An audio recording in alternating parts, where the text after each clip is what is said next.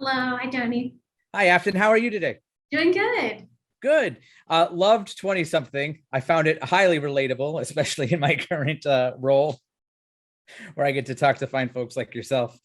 Um, question. Uh, I know I'm not the only one that feels like a big kid in a trench coat. Obviously, I think you did too. Can you tell me more about where that came from?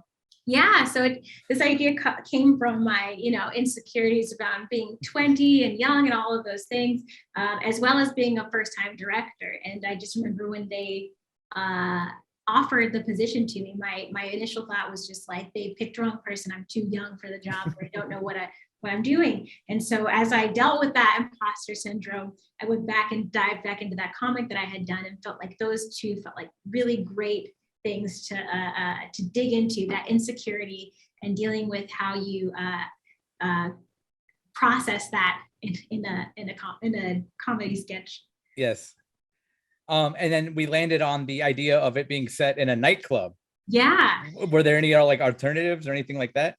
Yeah, so in the beginning, it was going to take place in our office, and then eventually her sister or friends would take her out to this nightclub situation. So it was in the picture, but it was going to start off in the office, a lot more tweed suits, etc. And it just felt like when I was looking for comedy bits and stuff like that, it didn't really take off till we got to the nightclub.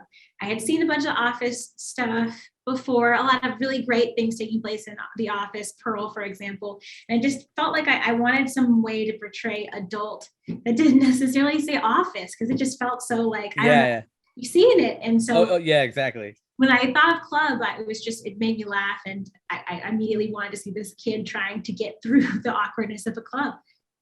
Yeah. I enjoyed it because I think the first time I went to a club, I had that same feeling like this is overwhelming. This is all too much. I shouldn't be here.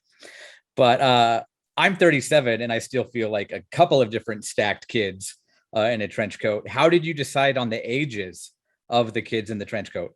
Yeah, so I played around with a lot of different ages. At one point, there was like 5 in there at the initial pitch, 5, and then I had more, and then I cut a bunch, and I think I settled on those 3 based off of kind of the, I guess, psychoanalyst, id, ego, super ego aspect of it, where I knew I wanted a 16-year-old because I was so judgmental of myself and others at that 16, and that felt very super ego, very overly self-aware. And then the baby is just so entertaining and so funny as like, I'm hungry, that very id, very like, I just want it, I want it now.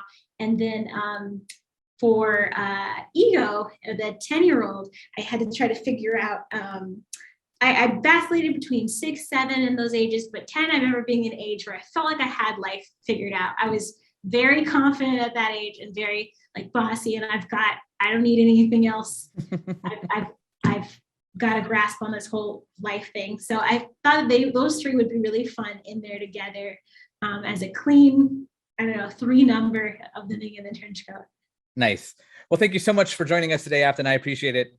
Thanks for the time. Thank you. Thank you.